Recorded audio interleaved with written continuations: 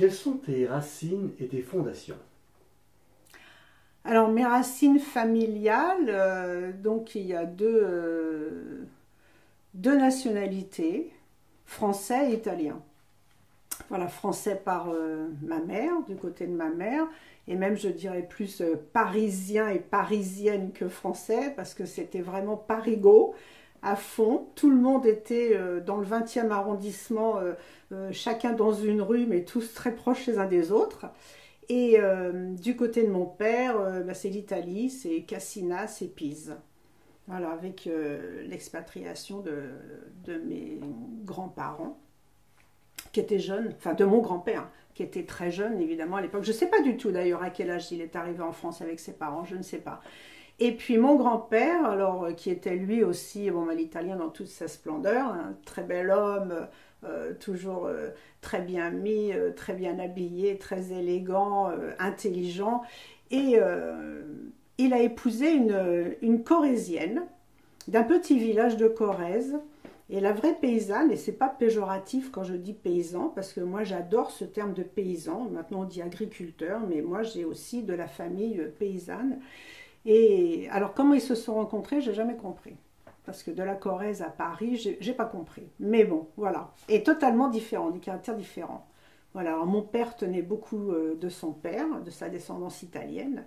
Voilà, mais pas du bon côté caractère. Et puis maman, ben, maman c'était parisien et voilà. Tu sais pourquoi ton grand-père a été expatrié? Bah, je pense que, enfin alors je sais pas du tout. Il était né en 1898, donc je ne sais pas du tout à quel moment avec ses parents ils sont venus en France. Je sais pas du tout. Je sais pas. Et je sais pas pourquoi. En fait, on n'en a jamais parlé avec mon père. Mon père, c'était un peu un taiseux, on va dire. Alors, pas un taiseux parce que il pouvait pas s'exprimer, ou il n'avait pas d'idées, ou il n'avait pas d'opinion. Alors, pas du tout, parce qu'il était déjà très intelligent et très, très cultivé. Mais simplement, c'était son caractère. Donc, j'ai pas eu d'infos et je ne sais pas. Je pense que c'était parce qu'il devait rencontrer des difficultés financières et pour vivre et qu'ils se sont dit, bah, comme beaucoup, on va changer de pays et on trouvera peut-être mieux ailleurs. Et ils sont montés sur Paris, plutôt que de rester sur le sud de la France. Ben oui, oui, oui, oui, oui, oui, oui, oui, oui, sûrement, puisque mon grand-père était quand même parisien, vraiment parisien. Il n'a pas vécu ailleurs qu'à Paris. Hum. Tu sais ce qu'il faisait comme métier? Ah oui, oui, absolument. Mon grand-père paternel, c'était un ébéniste. Il avait des mains en or. Il travaillait les bois précieux. Il avait des mains en or. Et d'ailleurs, il a très bien réussi dans sa vie. Hein. Je dirais qu'à l'époque, on aurait pu dire qu'il avait fait fortune. Mais c'est vrai qu'il avait un train de vie tout à fait respectable, mais à la force de son travail. Alors évidemment, à la maison, tout le mobilier venait de grand-père. Tout était fait sur mesure et tout en bois massif et en bois précieux. C'était absolument magnifique. Hein. Ça, jamais, jamais je n'ai retrouvé un tel travail depuis. Il t'en reste des meubles de ton grand-père? Oui, il nous en restait les derniers. Alors je me suis débarrassée d'une armoire qui était donc toute chevillée en bois. Il n'y avait absolument pas de métal, hein. Tout était en bois, tout était fait en bois. Et la dernière chose, j'en ai fait cadeau, enfin j'en ai fait cadeau, je l'ai légué à Emmaüs pour qu'ils le vendent, mais c'était la dernière chose. Parce qu'en fait, moi, j'ai pas tellement d'attirance pour le mobilier ancien. J'adore le contemporain, j'adore les lignes très épurées.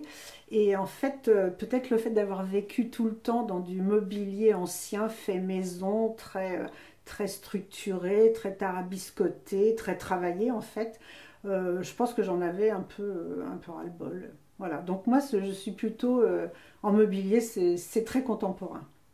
Non, je cherche. Mon frère aîné en a.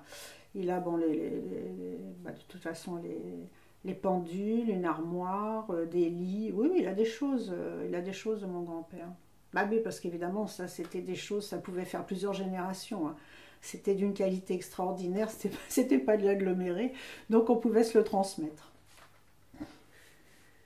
Qu'est-ce que tu peux nous dire de tes parents? Alors, de mes parents, bah, maman était une femme très discrète, très discrète, très dévouée à sa famille, fidèle en amitié. Elle avait quelques amis, pas une tonne d'amis, quelques amis, mais qu'elle a suivi toute sa vie. Et elle savait tout faire. En fait, elle savait tout faire. Quand elle était jeune, en fait, maman était modiste. Donc, bon, j'ai un tas de photos avec des merveilleux chapeaux sur sa tête. Et puis, ensuite, quand elle s'est mariée, qu'elle a eu les enfants, elle est restée à la maison pour élever ses enfants. Mais elle savait tout faire. Elle savait très bien cuisiner, elle savait coudre, elle savait tricoter, elle savait tout faire. Voilà, elle nous a habillés pendant des années parce que je suis aussi d'une famille de couturières. La sœur aînée de maman était première main chez Chanel. Alors bien évidemment, j'ai passé mon enfance dans les dentelles, les tissus, les grands ciseaux, les mètres et les épingles. Voilà, c'était une fois par semaine, quand il n'y avait pas école, on se regroupait chez ma tante et les sœurs cousaient ensemble. Voilà, en fait nos vêtements, parce que maman pendant très longtemps, elle m'a fait mes vêtements, je crois, jusqu'à l'âge de 12 ans. Elle a dû me faire mes robes jusqu'à l'âge de 12 ans. Voilà, après j'avais envie d'autre chose. Hein. Mais, bon. Mais elle réussissait tout, alors je pouvais lui demander n'importe quoi et ma tante pouvait nous tailler n'importe quel vêtement sans aucun patron. Donc c'était vraiment, pour moi c'était une école extraordinaire, hein, celle de la couture. Hein. Ça n'a pas donné d'inspiration pour... Non mais j'ai cousu parce qu'à l'époque au lycée public, nous avions des cours de couture et des cours de cuisine. Donc j'ai cousu, j'ai appris la couture à la machine et puis aussi à la main. Oui, j'ai appris aussi à coudre. C'est ton père? Alors, papa, il a démarré sa carrière, il était projectionniste de cinéma. Et il a terminé sa carrière. Après, il a travaillé, il était dépanneur des postes de télévision, les premiers postes de télévision et les anciens postes de radio à ampoule. Voilà. Donc, il faisait du dépannage clientèle, il travaillait pour une société, il faisait du dépannage clientèle à domicile. Et ensuite, il a terminé sa carrière à la Société anonyme des télécommunications qui font les satellites. Voilà. Il travaillait dans un cinéma particulier à Paris en tant que projectionniste? Oui, petit cinéma de quartier. Parce qu'à l'époque, il y en avait quand même pas mal. Hein. Donc, tu as pu profiter parfois des quelques séances Non, pas du tout. Non, pas du tout. Non, non. Il était avant-gardiste. Hein. Maintenant, les enfants, enfin mes enfants, ne donnent pas les écrans, ni les téléphones, ni la télévision aux petits. Mais moi, papa était complètement avant-gardiste parce que moi, je ne suis pas allée au cinéma quand j'étais jeune, non. Non, mais je pense que les films ne devaient pas être vraiment adaptés au jeune public. Parce que c'était pas une époque, il n'y avait pas tous les Disney, il n'y avait pas tout ça. Hein. À l'époque, c'était pas du tout ce genre de film. Hein. Donc, non, je ne suis jamais allée au cinéma avec lui. En fait, moi, j'ai pas eu le cinéma, mais par contre, j'avais la grande musique. Voilà, parce que de 4 ans jusqu'à 20 ans, bon, bah, je me suis quand même enfilée Jean-Sébastien Bach tous les jours. C'était pas toujours évident, parce que, surtout adolescente. Heureusement, j'ai eu une échappée avec mon frère aîné, parce que quand j'étais adolescente, je suis passée aux Beatles et à Jane Baez. Donc c'était quand même un autre registre, ça me convenait un petit peu mieux. Mais bon, mais papa, c'était surtout la grande musique. Voilà. Tu te souviens dans quelles circonstances ton père mettait son bac?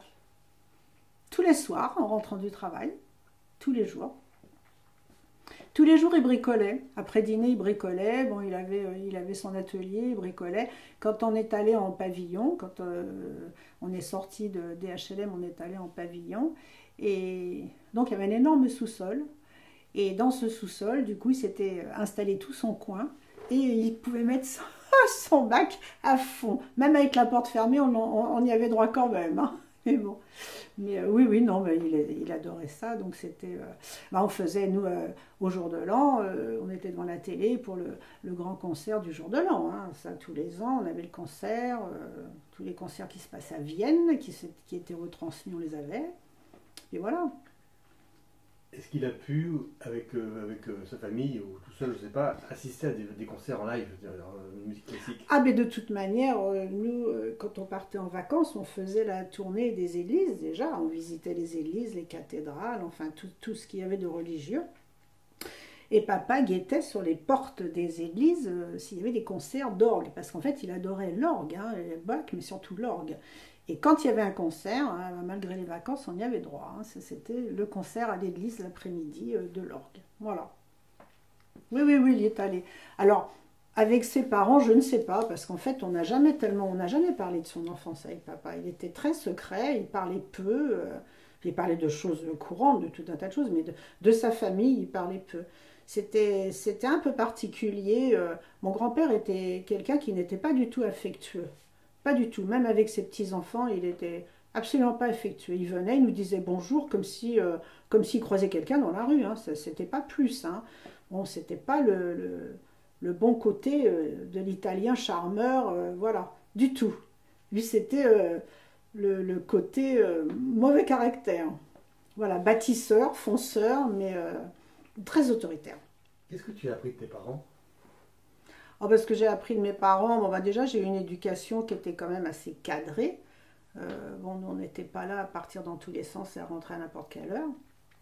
Même pour mes frères, hein, même quand ils étaient majeurs, enfin à l'époque c'était 21 ans la majorité, mais même quand ils avaient leur permis de conduire et leur voiture, c'était pas pour autant qu'ils auraient pu rentrer à 10 heures en disant je me mets les pieds sous la table. C'était pas comme ça marchait pas comme ça chez nous. Donc déjà, bon, une éducation, mais dont je leur sais gré parce que vraiment, ça te sert tout le temps dans la vie, une bonne éducation. Hein. Voilà. Et bon, maman était quand même très cool, hein, très gentille, très, très, très tolérante. Et alors surtout, ce qu'ils m'ont appris, c'est surtout le goût du travail, parce que chez nous, rien n'était acquis. Il n'y avait qu'un seul salaire, il y avait 3 enfants. Et rien n'était acquis. Si tu voulais quelque chose, enfin, étant un petit peu plus âgé, vers les 18-19 ans, si tu voulais quelque chose, il fallait travailler. On travaillait l'été, on gagnait de l'argent. Moi, je me suis payé mon permis de conduire, je me suis payé ma voiture. Voilà. Parce que c'était pas du tout la même époque. Les parents, surtout, nous payaient les études. Les études, alors l'école n'était pas payante, mais il fallait acheter des bouquins. Donc, Giberjeune, tous les ans, c'était quand même une sacrée somme pour les parents. Nous, on était 3 à la maison. Mon frère aîné a un peu étudié. Le deuxième aussi, un petit peu moins, parce qu'il est allé sur des filières plus techniques.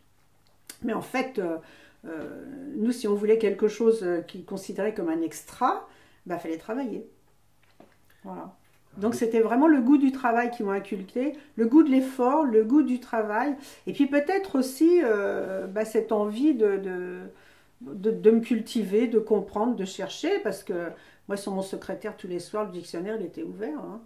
Puis voilà, et puis on faisait les devoirs, et on avait le dictionnaire, on n'avait pas Wikipédia, on n'avait pas tous les réseaux, et on cherchait, et le jeudi c'était la bibliothèque de la commune, et on passait l'après-midi à la bibliothèque, le nez dans les bouquins, voilà.